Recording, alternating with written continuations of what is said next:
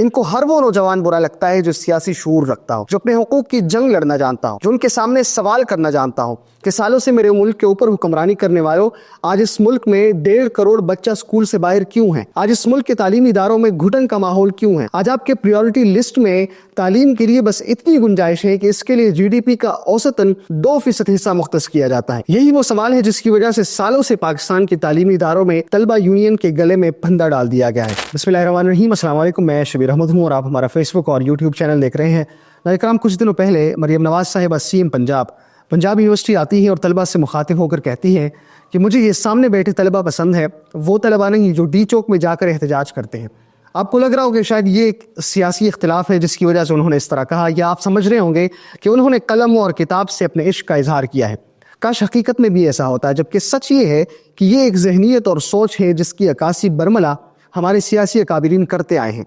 یہ کوئی علم، قلم اور کتاب سے محبت کی بات نہیں ہے، یہ حقوق کی بات ہے۔ ان کو ہر وہ نوجوان برا لگتا ہے جو سیاسی شعور رکھتا ہو، جو اپنے حقوق کی جنگ لڑنا جانتا ہو، جو ان کے سامنے سوال کرنا جانتا ہو کہ سالوں سے میرے ملک کے اوپر حکمرانی کرنے والوں، آج اس ملک میں 1.5 کروڑ بچہ سکول سے باہر کیوں ہیں؟ آج اس ملک کے تعلیمی اداروں میں گھٹن کا ماحول کیوں ہے؟ آج اس ملک کے تعلیمی اداروں کا انفراسٹرکچر تباہ کیوں ہے؟ آج آپ کے پریورٹی لسٹ میں تعلیم کے لیے بس اتنی گنجائش ہے کہ اس کے لیے GDP کا اوسطاً 2% حصہ مختص کیا جاتا ہے۔ یہی وہ سوال ہے جس کی وجہ سے سالوں سے پاکستان کے تعلیمی اداروں میں طلبہ یونین کے گلے میں پھندا ڈال دیا گیا ہے، تاکہ وہ ڈیوائڈ اینڈ رول کی استعماری پالیسی ہو کہ اگر کوئی یہ سوال کر بھی دے تو کم از کم دوسرا اس کو کاؤنٹر کرنے کے لیے تیار بیٹھا ہو یا پھر بٹھا دیا گیا ہو۔ طلبہ یونین کیا ہے؟ اس وقت اگر آپ اس سوال کا جواب تلاش کرنے کی کوشش کریں گے تو آپ کو 3 قسم کے لوگ ملیں گے۔ ایک قسم وہ ہے جسے سرے سے پتہ ہی نہیں ہے کہ طلبہ تنظیم اور طلبہ یونین میں کیا فرق ہے، اور ان کی مثال ان بھیڑ بکریوں کی طرح ہے جن کو جو جدھر راہ دکھاتا ہے اس طرف چلنے لگتے ہیں۔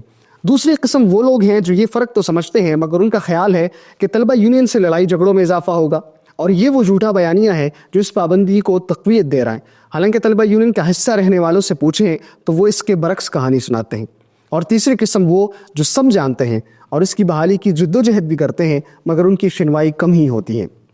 اب طلبہ یونین کیا ہے؟ دراصل کسی بھی تعلیمی ادارے کے اندر یہ خود طالب علموں کی اپنی منتخب کردہ قانونی تنظیم ہے جو ہر فورم پر، چاہے وہ تعلیمی ہو یا سیاسی، طلبہ کی نمائندگی کرتی ہیں، اور یہ یونینز باقاعدہ انتخابی عمل سے بنتی ہیں جہاں مختلف پینلز اپنے لیے کیمپین کرتے ہیں، پھر اس نمائندہ باڈی جو کیمپین کے نتیجے میں اور الیکشن کے نتیجے میں وجود میں آتی ہیں وہ یونیورسٹی کے سینڈیکیٹ میں شامل ہوتے ہیں، فیصلہ سازی میں شامل ہوتے ہیں اور طلبہ کی آواز بنتے ہیں۔ یعنی ایک پوری نرسری جہاں گورنمنٹ سٹرکچر کو چلانے والی کاسٹ تیار ہوتی ہیں جو کیمپین کرنا جانتی ہوں، اختلاف کرنا جانتی ہوں، اپوزیشن کو برداشت کرنا جانتی ہوں، اور سب سے اہم اپنے لیے بھرپور ایک نمائندہ آواز اٹھانا جانتی ہوں۔ آج میں اور آپ سنتے ہیں کہ 9 فروری 1984 کو شاید اس پابندی کی وجہ تعلیمی اداروں میں لڑائی جھگڑے تھے، لیکن اس شب خون کے پیچھے یہی ایک وجہ نہیں تھی، اور یہ کوئی اچانک فیصلہ بھی یہی تھا۔ اقبال حیدر بٹ نے اس پر ایک کتاب لکھی ہے جس کا نام ہے revisiting student politics in Pakistan, جس میں وہ لکھتے ہیں کہ جنرل ضیاء الحق کو لیفٹیننٹ جنرل SM عباسی کے زیر نگرانی کام کرنے والی سندھ حکومت نے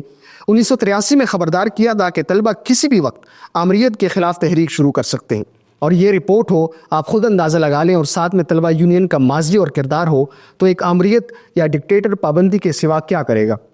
ختم نبوت تحریک اٹھا لے، بنگلہ دیش نامنظور تحریک اٹھا لے، ایوب خان کے خلاف تحریک اٹھا لے، طلبہ یونین نے بھرپور کردار ادا کیا ہے ہر جگہ پر۔ لیکن آج افسوس یہ ہے کہ بعد میں بننے والی جتنے بھی ڈیموکریٹک چیمپئنز آئے ہیں اس ملک کے اندر، انہوں نے اس کی مکمل بحالی کے لیے کم ہی کوشش کی ہے، اور بعد میں خود جمہوری دور میں یعنی 1993 میں سپریم کورٹ آف پاکستان نے اس طلبہ یونین پر پابندی کو جائز بھی قرار دیا۔